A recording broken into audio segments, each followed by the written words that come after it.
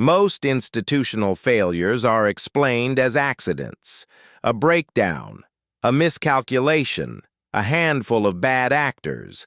But what if the collapse wasn't a malfunction? What if the breaking point was inevitable the moment external pressure touched the system? Tonight, we examine what happens when outside force meets internal fragility, and why some institutions don't bend. They break.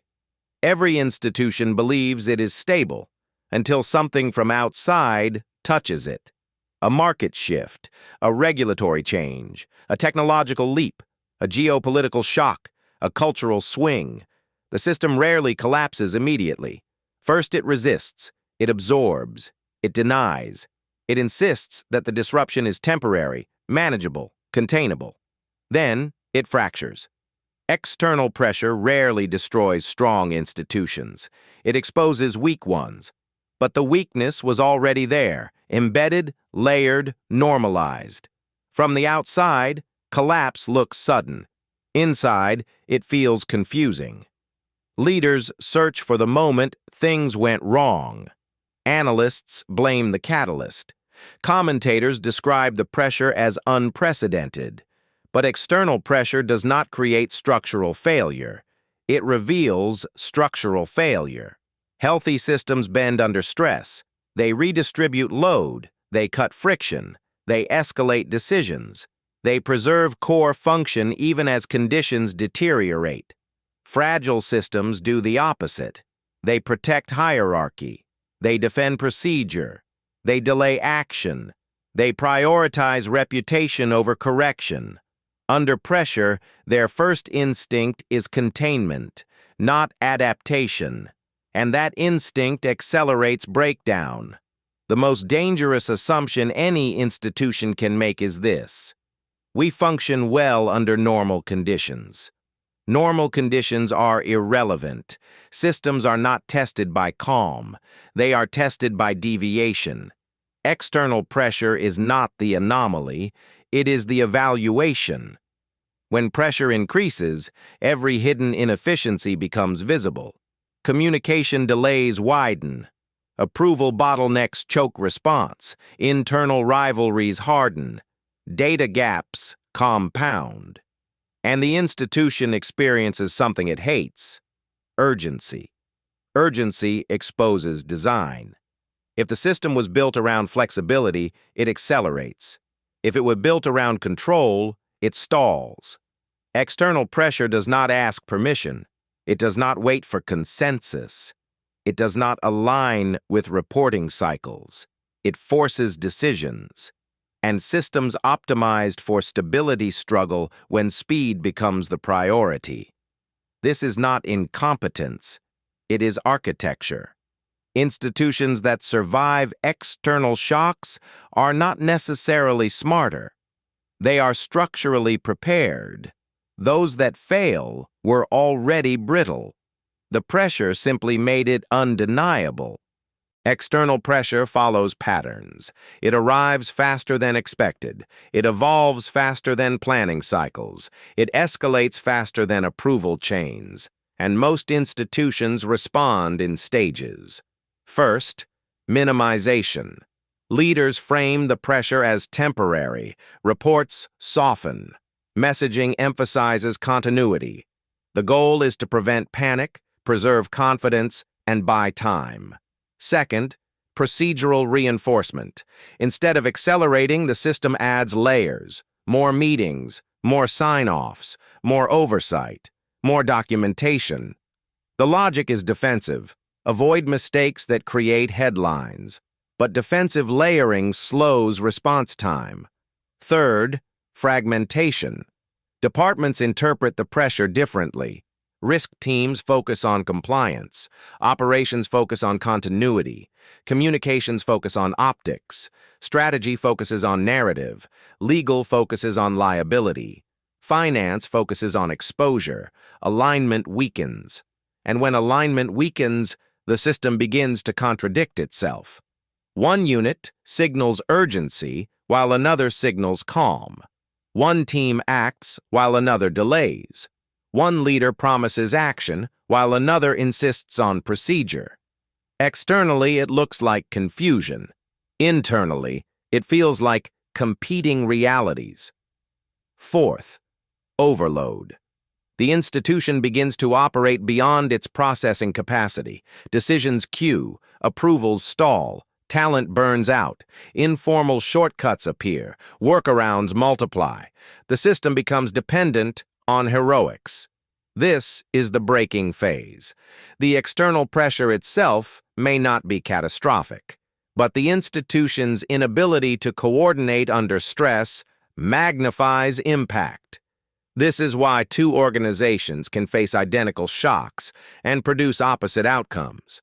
One reorganizes quickly, one freezes, one decentralizes authority, one centralizes and slows, one communicates clearly, one speaks in rehearsed uncertainty. Pressure reveals not just structure, but culture. If dissent was discouraged, warnings surfaced too late. If innovation was punished, adaptation is hesitant. If leadership rewarded harmony over realism, assessments are softened. External stress compresses time. It forces internal contradictions into the open. Systems that relied on quiet compromise find those compromises collapsing under urgency. The illusion of control dissolves, and what remains is the core design. The breaking point rarely occurs at maximum pressure. It occurs when pressure intersects with accumulated internal weakness. External stress is multiplicative. It multiplies existing flaws. Small inefficiencies become strategic failures.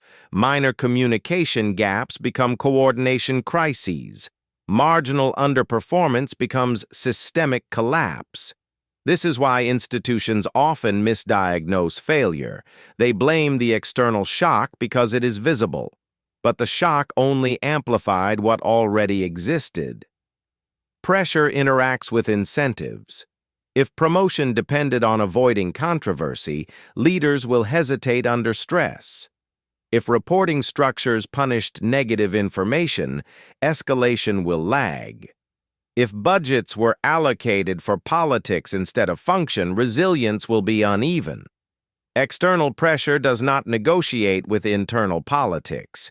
It moves through the system. And where the system is weak, it tears. The most telling moment is when leaders realize they cannot move fast enough. Not because they lack intelligence, but because the system does not permit speed. Authority is distributed incorrectly, information is siloed, decision rights are unclear, teams wait for permission. Permission arrives too late, so the institution shifts from managing to reacting. And reactive institutions always lag the environment. This lag is the true breaking point. Not the shock itself, but the widening gap between external change and internal response. When that gap exceeds tolerance, trust erodes. Externally, stakeholders lose confidence. Internally, staff lose clarity. People stop believing the system can stabilize the situation. Once trust fractures, recovery becomes exponentially harder. Because pressure is no longer only external, it becomes internal.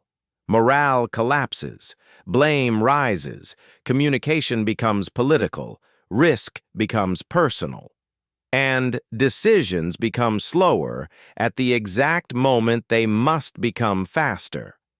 This is how a pressure event turns into institutional failure.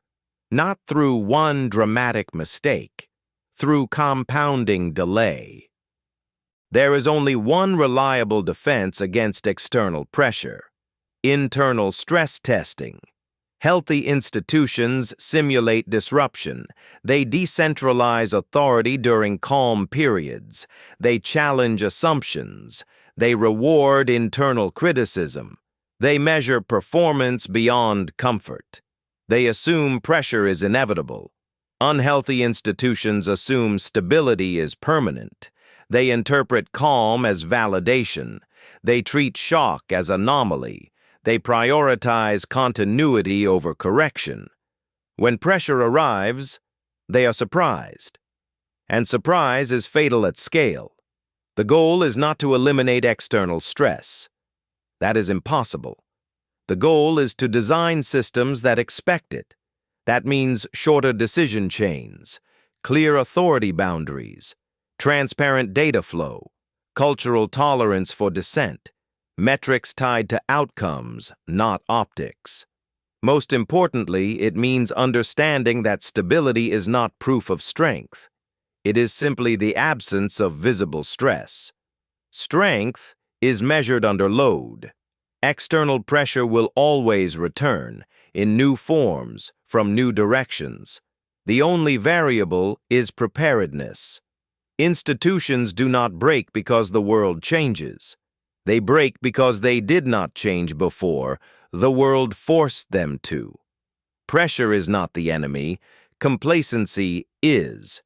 And when external force collides with internal rigidity, the system does not collapse instantly. It fractures along the lines that were already weak.